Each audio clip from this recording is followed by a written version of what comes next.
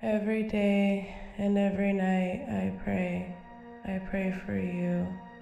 I love and I miss you, sister. Come home. Please, God. Please, God. Bring her home.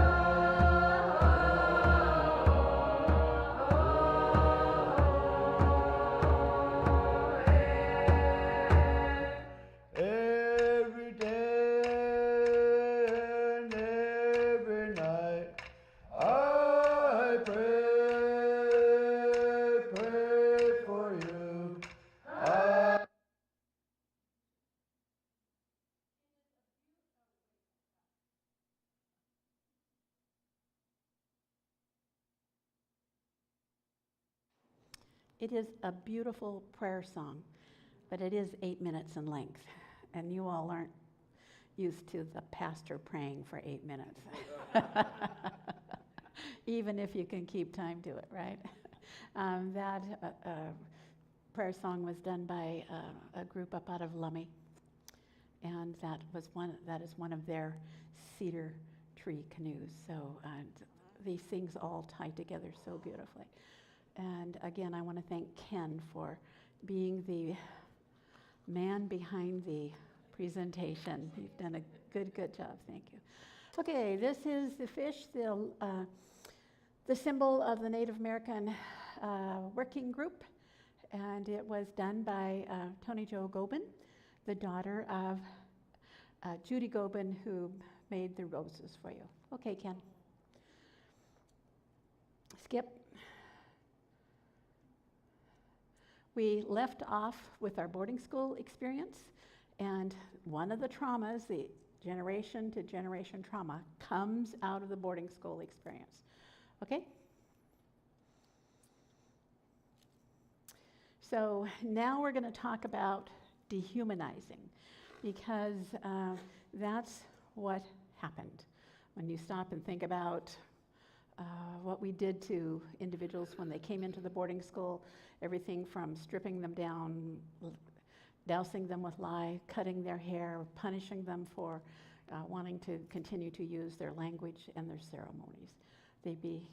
They were dehumanized. So dehumanization is depriving someone of human qualities, personality, or dignity, demeaning or damaging to a person's humanity or individuality. Go ahead, Ken. So I spoke with the woman who is the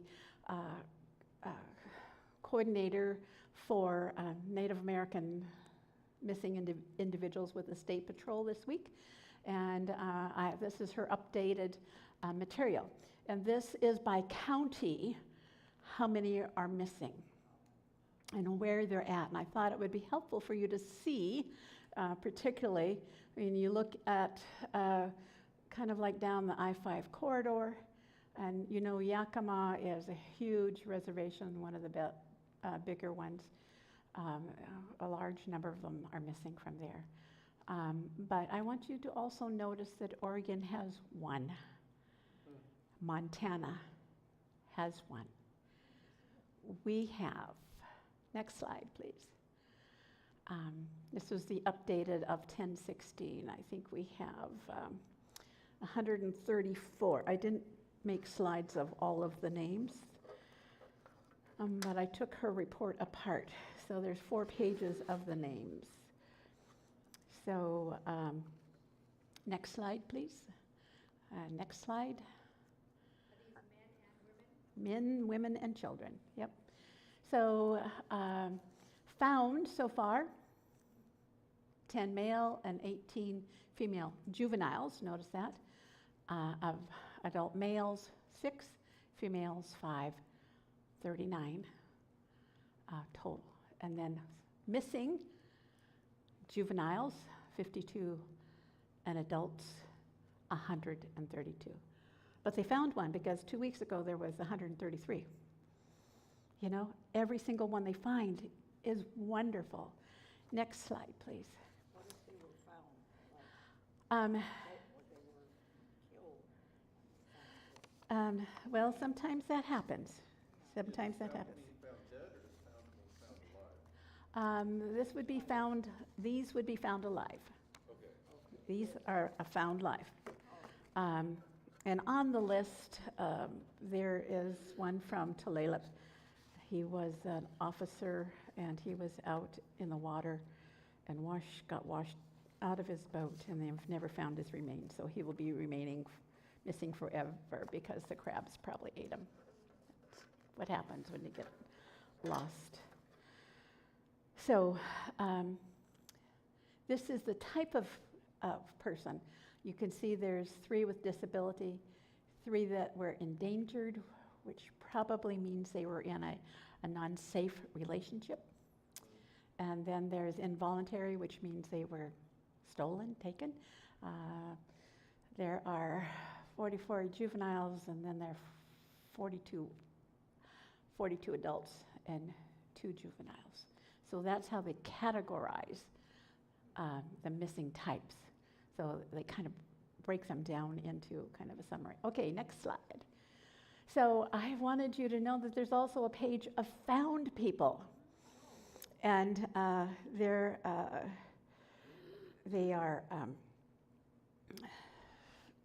they've been, for the, there's both juvenile and adults. There's more juveniles that are found. The least number of days, I believe, was 4 days, and the most number of days was a juvenile male over at Colville, and he was missing 290 days. And there's everything in between on that list, but they do find them because nowadays they look for them. You know, a while ago they didn't even know they were missing. Next slide, please. I have to go faster because we had too much social. Okay, included, which is so important, as much of what we are as anything. And we all know each other more now, right? So that's good. Okay, and I just want you to know that Patty Gorsuch is the person here on the west side. She's the tribal liaison here on the west side, and Don Pullen is over on the east side. Okay, next slide, please. And what I learned from Michael was that we have some kind of blue filter in our projection, so the blue is never going to show up. It's better in the back. Oh, okay, but I'm going to just tell you. Substitute House Bill 2951 mandated that the Washington State Patrol convene meetings with tribal law enforcement partners to identify barriers experienced by urban and rural communities. These barriers inhibit the communities from timely reporting of a missing loved one to experiences of racism from members of law enforcement, resulting in a lack of resources invested in finding the missing individual. Several key barriers were identified. One, jurisdiction, because sometimes the city police didn't talk to the tribal police or the county police, and so who really is in charge of the investigation? Oh, well, it turns out nobody. Lack of resources, because very little resources go into this. Lack of tribal resources, because you've probably seen some of the places where the tribes are located, right? Without necessarily a way to fund their budgets very well. And there is a lack of awareness of the issue by the non-native community. And my favorite example is that cute, blonde young woman who went on vacation with her boyfriend, and they went, halfway across the country, and she made national news. And yes, she ended up being murdered by him, but she made national news. How many other missing non-Caucasian individuals have you ever seen on the national news? Right. Zero. You're right. So those are the reasons that these things don't necessarily pop up. Okay, next one. And I wanted you to see where the reservations are. There's a lot of them here in our state. I think we have 39 tribes, if I'm not mistaken. And I think we have two, maybe three, who don't have federal recognition. And they're here too. So that's where they are. And you'll see that they kind of come right down the I-5 corridor, where the most of them are missing from, right? Okay, next slide, please. And so you're going to ask me, why do people move off the reservation? And if you recall that there was forced relocation to the 1950s relocation and termination policies, right? They decided that the natives shouldn't have land, and probably the Dawes Act, where they gave an allotment to each family member in the tribe, and they could sell that. And you know that natives never owned? I mean, the concept of having to own the land was absolutely foreign to them. They were caretakers of the land. They didn't own it. It was created by the Creator, and they were caretakers. And if you're on the reservation, there were barriers to obtaining quality education, very, very little employment and housing opportunities. You asked me about my tribe, and I told you half of the members live off reservation because there's not enough housing. And Native people experience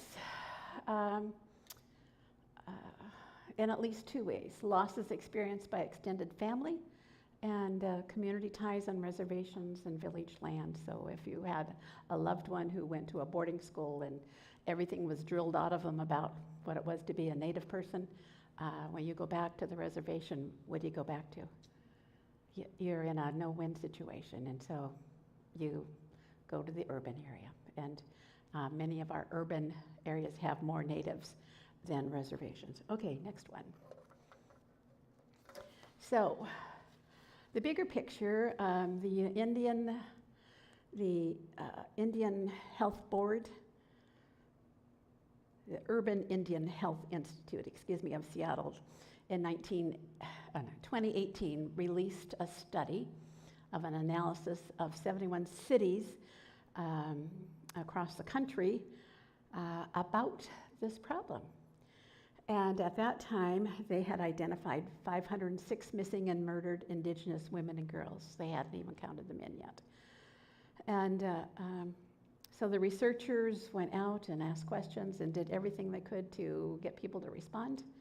And they found that 71% of American Indian and Alaska Natives live in urban areas. Because there's the Tacoma area that has the reservation, but there's also a large contingent that live downtown Tacoma, the same in Seattle. Any of your big cities are going to have that.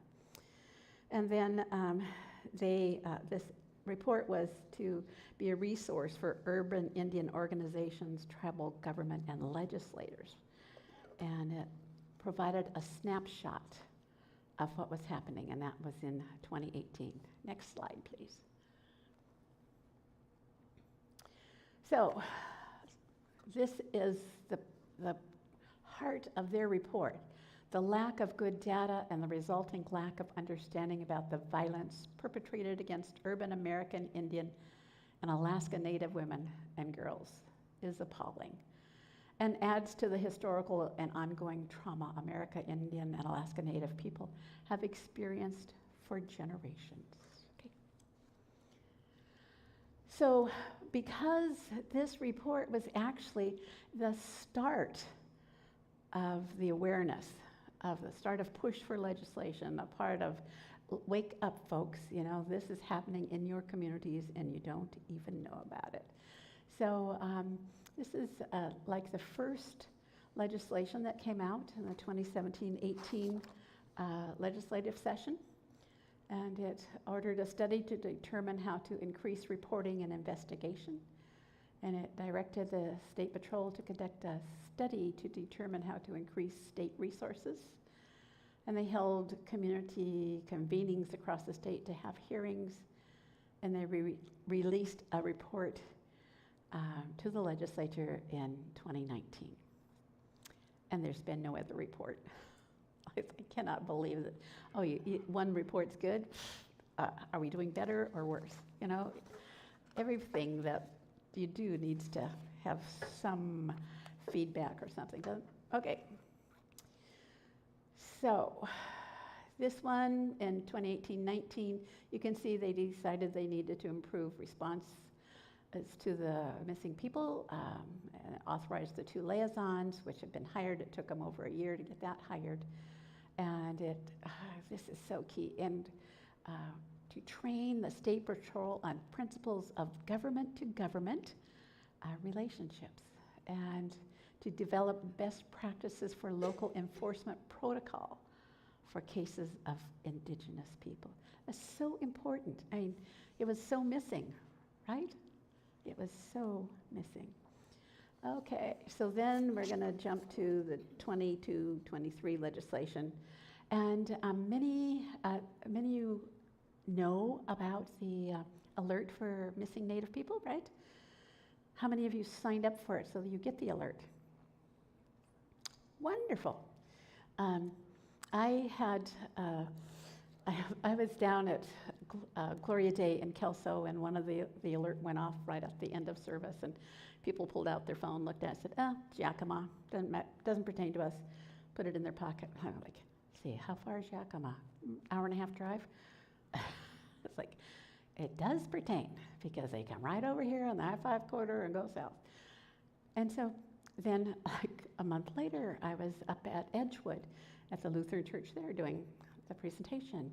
And we got to this part, and a woman in the back row is waving her hand and going, it's like, I don't like taking questions during the presentation. So I said, does it pertain? Because I've been on bird walks before. So you're like, oh, okay. And she said, oh, yes, yes. And sure enough, she whips out her phone and she says, every time I get an alert, I do the, take a picture of it. What do you call that? Screenshot. And she said, then I can pray for them, pray for their family, and it isn't gone in a blink of an eye. I thought, that is the most wonderful thing I've heard. Well, then, you know, I was back at Gloria Day, and I said, you folks, I used your example of not paying any attention, and guess what you can do? So think about that. When the alert shows, take a shot so that prayers for the people, you know? It's wonderful. So the alert is one of the new pieces of legislation. And then they created a cold case unit within the Office of the Attorney General, and he's really done good work. And then the Bring Them Home Act concerning protections and services for Indigenous people who are missing, murdered, or survivors of human trafficking. And there are a lot of those. Please, Ken. So House Bill 1512, also known as the Missing, Murdered, Indigenous Women, Persons, and Lucian Act, recommended by the task force of the Attorney General's office. And if you are computer savvy, go to the Office of the Attorney General of Washington and follow the links. They're wonderful. They're doing wonderful, wonderful work there. Okay, next slide. So then you know that Governor Inslee has established May 5 as in Washington State, the MMIW Day. And when this was out, it was mostly about Indigenous women and children, but it's become Indigenous women and people because there are males that are missing as well. And, you know, the statistics are there that Indigenous women go missing and are murdered at higher rates than any other ethnic group in the United States. More likely to experience sexual assault. Half of them have been raped, beaten, or stalked by intimate partner. And homicide is a leading cause for death for Indigenous women and girls. And there is not an accurate account of how many are affected because they don't all get reported. Okay. Am I going too fast? You listen more when I go fast anyway. Okay.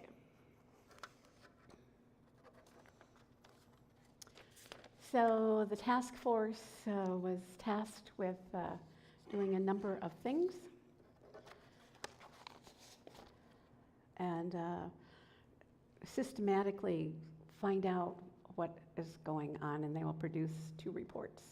I have not seen the June 23rd report, but there are 23 members and they are actively meeting on a regular basis. Okay? And Attorney General Ferguson began convening these meetings and how to address the human rights crisis. And they will build on these conversations and others. Okay. And I knew you were going to ask about cold cases in Indigenous communities. And I could not get my computer because it was operator driven. But I wanted to talk a little bit about cold cases. This is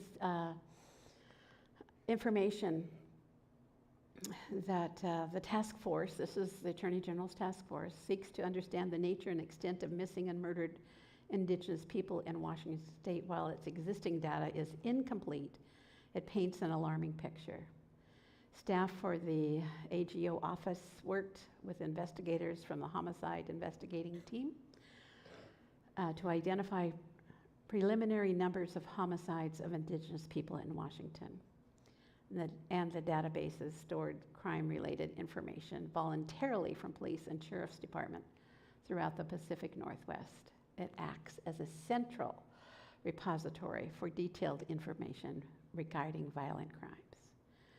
So on the total, you can see that, it doesn't tell me when the starting date is.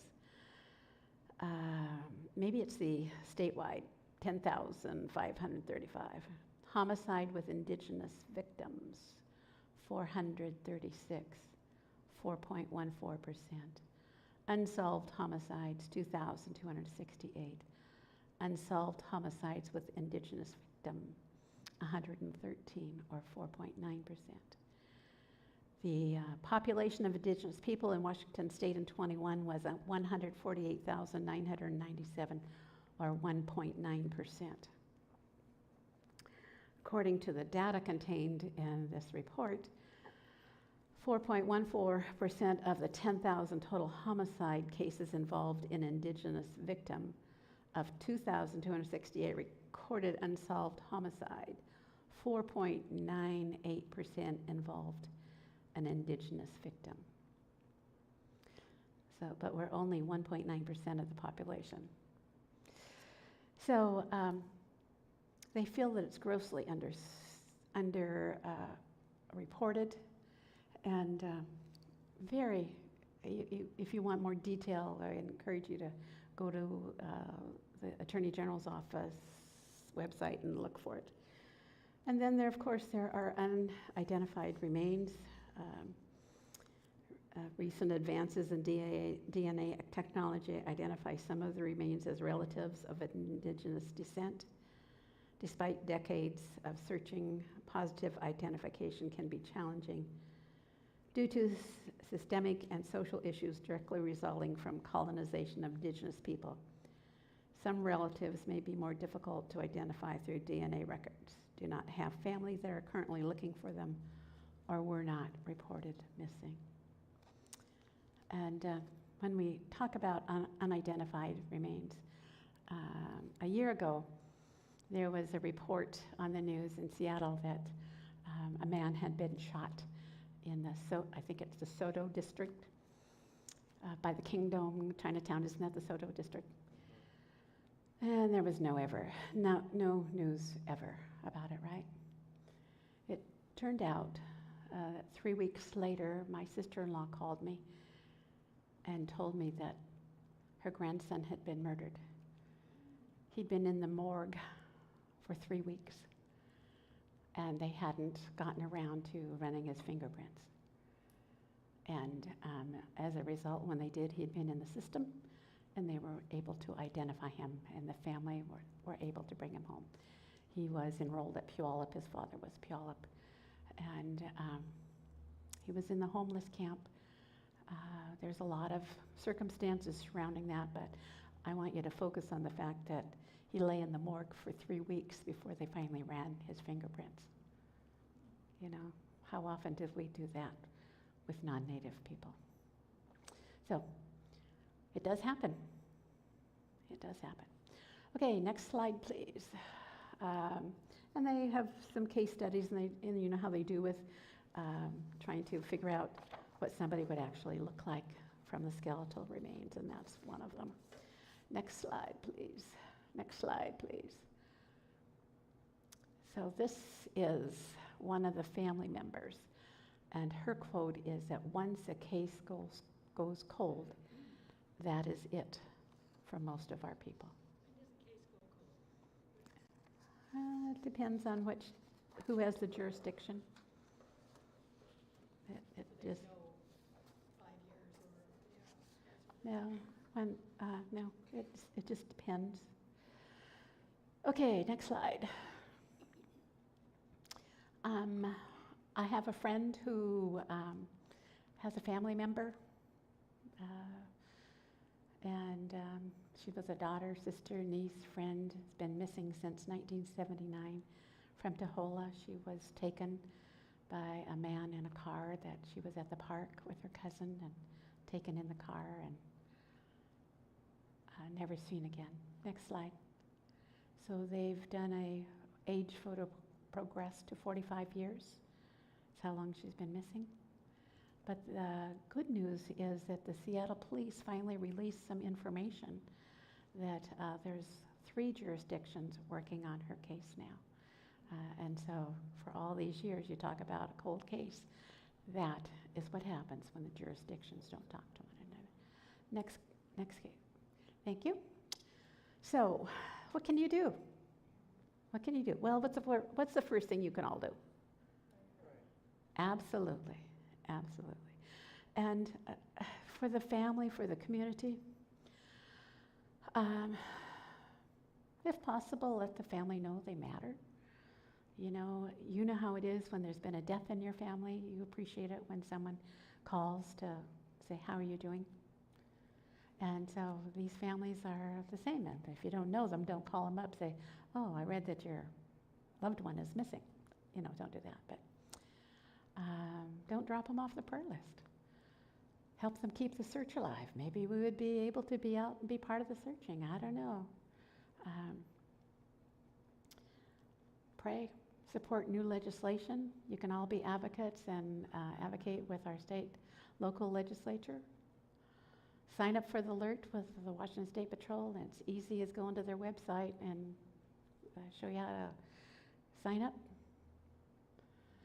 Support holistic approaches and policy efforts of tribes and urban Indian organizations to address this issue.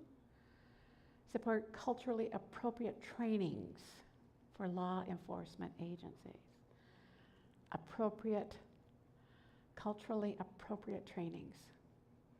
It's just because that's the way you've always done it, doesn't mean you still need to do it that way, right? Yeah, so. And support sexual assault services. That's so important. And increase public safety through community awareness and public outreach and education campaigns. And address jurisdictional challenges. Like, oh my gosh, what could we do? You would be surprised what you could do through the legislature. They don't hear from enough people when there are bills in front of them. Next slide, please. But this whole thing, it's kind of like it was in a vacuum, right? Nobody heard about it. And then we started more and more and more. And you can see that since the release of those reports, over 1,000 articles have appeared or been highlighted in all these different places. So the news is starting to spread a little bit at a time. It's just amazing how it doesn't take a whole lot to share the news about what's happening. Next slide, please. And this is good for any of us, right? Respectful communication guidelines. This is so, so important. Take responsibility for what you say and feel without blaming someone else. Think about that. It's. What about when it's their fault? It's not. Just because you want to be judgmental doesn't mean that's true. So, and how many of you are empathetic listeners? Or are you interrupters?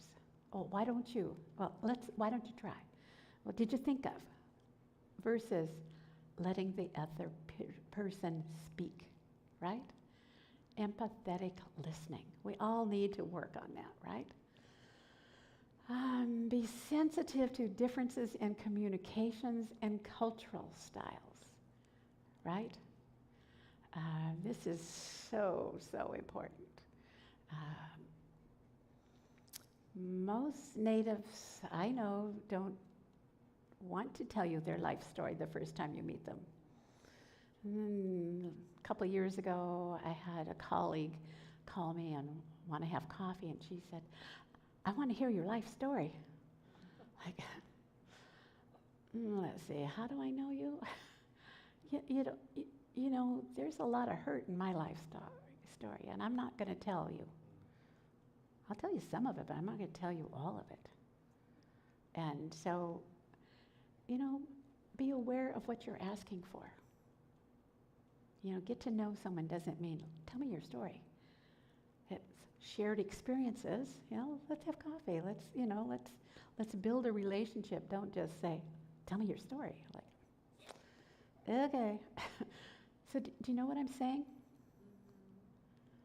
And it isn't always easy because some of us are in a routine. It's like some of us are listeners and some of us are talkers. And, you kind of have to, if you're one, you need to kind of learn the other as well, right? So this one is so important. Ponder what you hear and feel before you open your mouth and something pops out that's inappropriate. Right? Guilty as charged. You know, it's hard to learn that. But let me tell you an example. I interviewed for a job with the ELCA as the executive director in Chicago of Native American Ministries. And I went back for my interview, and I like to think about my answers before I speak them, because you don't want to say, oh, no, wait a minute, I changed my mind. I like to think about it. When the interview was over, the director for Multicultural Ministries took me aside and he said, Linda, you have to answer the questions quicker. I said, what? Not in my life, you don't. It isn't. Whose style is that? You know, whose style was that? White corporate America. That's right. It was. I didn't get the job. Just so you know, I didn't get the job, and I didn't feel bad either. So examine your own assumptions and perceptions, because sometimes we bring bias to the table. And, you know, I have to tell you, I have been at this so long. Before the merger, even, when I worked for the Synod, the LCA Synod, and it just, I used to do anti-racism workshops, even back then. I remember there was one, I was at a Lutheran church in Ballard. It was right after the Bolt decision. And they took one look at me in the church, and the people who were sitting in this pew and that pew got up and moved. I was like, okay, I wonder what kind of assumptions they have, you know? But really, the Bolt decision, as you know, gave back to Native Americans the right to hunt and fish in their usual and accustomed fishing places, right? And so, of course, there were going to be some people who were unhappy about that, right? And so anyway, the other thing is keep confidentiality. What you hear is not what you need to say to other people. And tolerate ambiguity, because we are not here to debate. There are no winners or losers. We all have stories, and we all have things that make them better, harder, longer. So think about that. And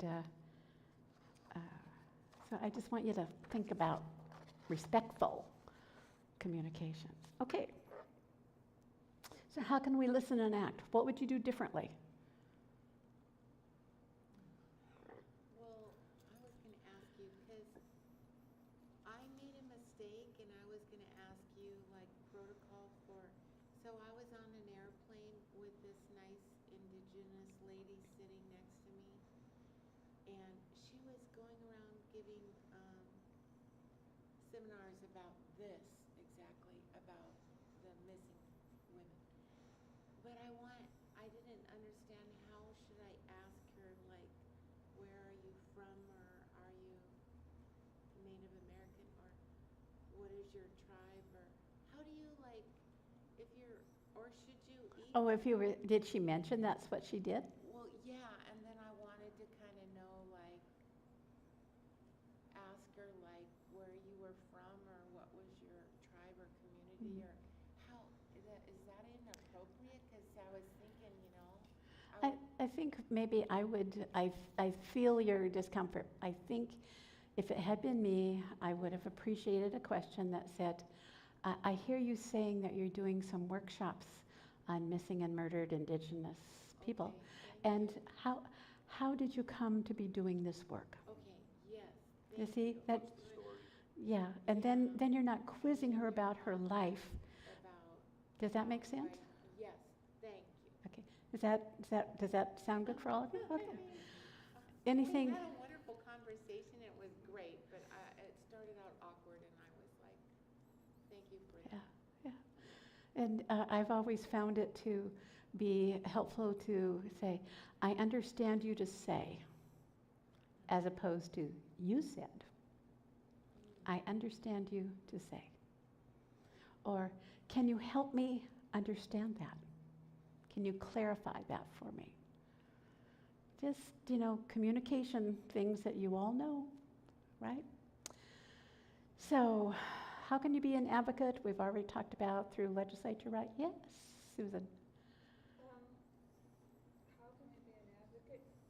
I think we can be an advocate when we are looking over our ballots and we're looking at candidates and they have a phone number if there's any questions, is not be afraid to call up and ask them, what's your involvement? How do you support this? Are you supporting this? And find out where they stand on things. You can see the effort of a lot of politicians behind what you just reviewed. Yeah, it's If they want to keep them active, then they have to be reelected or that's true. mention people that would be interested in this. Yeah. Because the bigotry that might come into it from a politician who's saying, this doesn't matter, we've got other things to study and we don't have time to look at this, and start pushing things aside for another agenda, then things will get lost. It's true. So that's my idea about advocating. Helpful. Okay. What kind of communication gets your attention?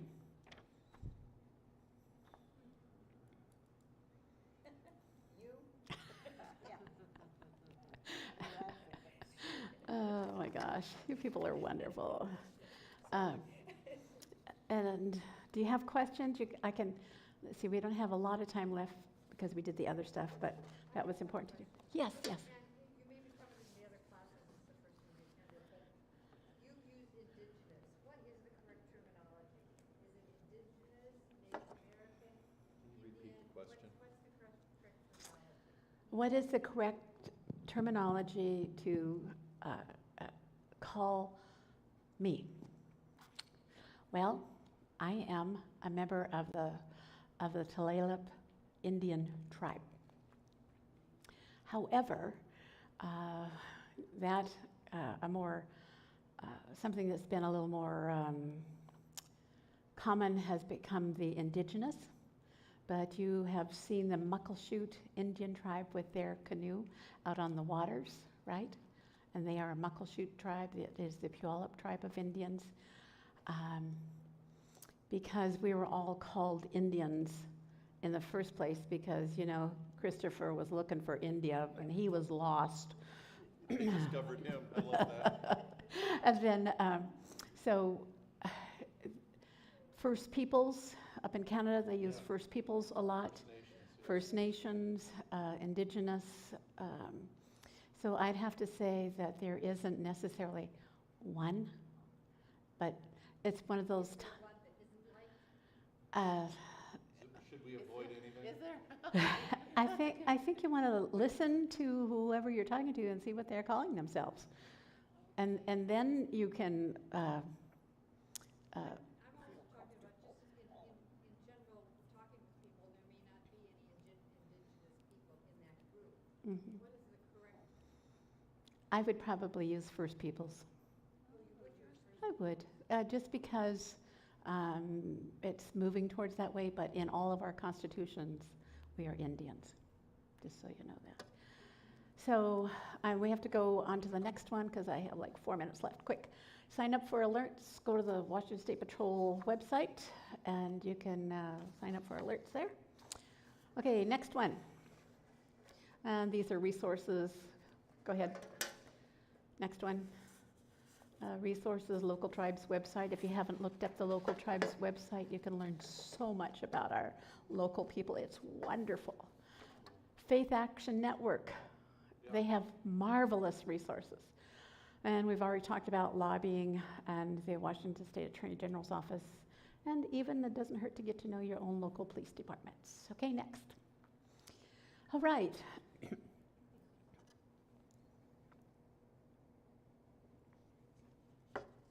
Just because Pastor went over there and turned up the lights, I'll have to read this now.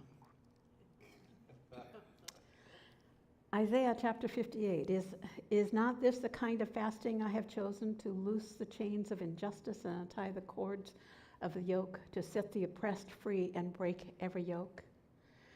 Is it not to share your food with the hungry and provide the poor wanderer with shelter, when you see the naked to clothe them and not to turn away from your own flesh and blood? Then your light will break forth like the dawn, and your healing will quickly appear. Then your righteousness will go forth before you, and the glory of the Lord will be your rear guard. Then you will call, and the Lord will answer. You will cry for help, and he will say, here I am. If you do away with the yoke of oppression, with the pointing finger and malicious talk, if you spend yourselves in behalf of the hungry and satisfy the needs of the oppressed, then your light will rise in the darkness, and your night will become like the noonday. The Lord will guide you always. He will satisfy your needs in a sun-scorched land and will strengthen your frame. You will be like well-watered garden, like a spring whose waters never fail. Your people will rebuild the ancient ruins and rise up the age-old foundations. You will be called repairer of broken walls, restorer of streets with dwelling. Thank you for your time and interest. Is there one more? Maybe not. So, I want us to close. I know Peter just shakes in his boots when I say this. But I want, my people learn by repetition and they learn by hearing. So quiet your hearts and minds as we pray.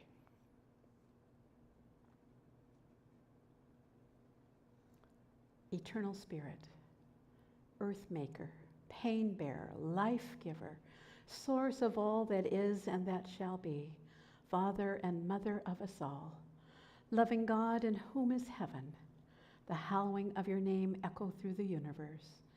The way of your justice be followed by the peoples of the world. Your heavenly will be done by all created beings. Your commonwealth of peace and freedom sustain our hope and come on earth. With the bread we need for today, feed us. In the hurts we absorb from one another, forgive us. In times of temptation and test, strengthen us. From trial too great to endure, spare us. From the grip of all that is evil, free us. For you reign in the glory of the power that is love, now and forever. Amen. Thank you. I have 30 seconds to spare. Thank you. Thank you.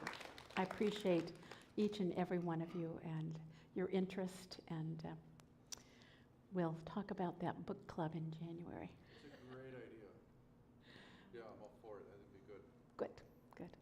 Then we can go out and see the movie. Glad you said that because we were gonna go see that movie. Now you can read the book. Yeah, now I'm gonna hold off and do the book club with her because, And- yeah. And I know each and every one of you gave up something to be here, so again, my thanks. I appreciate it so much. And now we have to depart so the music group can practice for